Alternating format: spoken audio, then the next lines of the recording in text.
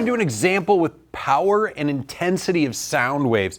And one of the words we're going to see here is omnidirectional. So that means in all directions, meaning that power is going to be spread over the surface area of a sphere. So this 4 pi r squared is the surface area of a sphere.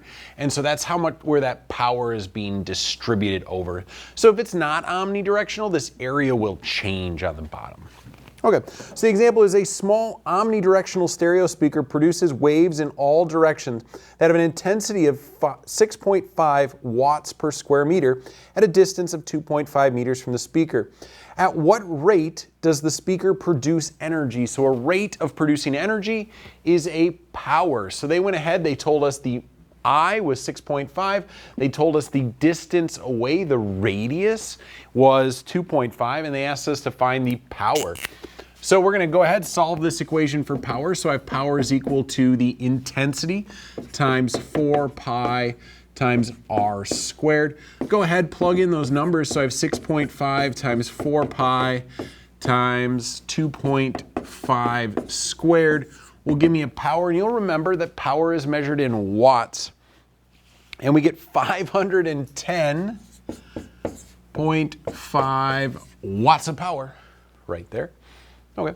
Part B wants to know, what is the intensity of the sound 7 meters from the speaker? So as you go further away from that speaker, the intensity is going to decrease.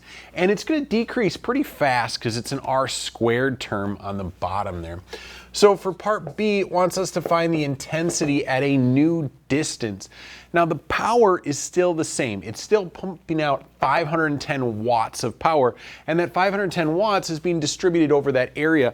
And as that energy goes out, it's occupying a bigger and a bigger area, and so the intensity drops. So we're going to use this same power here of 510.5 watts. I'm going to go ahead and store that on my calculator. Divided by 4 pi times the distance, which is 7 squared. When you type this in your calculator, make sure you have parentheses around that stuff on the bottom. And we should get an intensity here of 0.829. So watts per square meter. So it dropped from 6.5 at 2 meters to 0.83 watts per square meter at 7 meters. So it drops off really fast because of that r squared. That's known as the inverse square law when things drop off that fast. That's the same for light intensity and so on.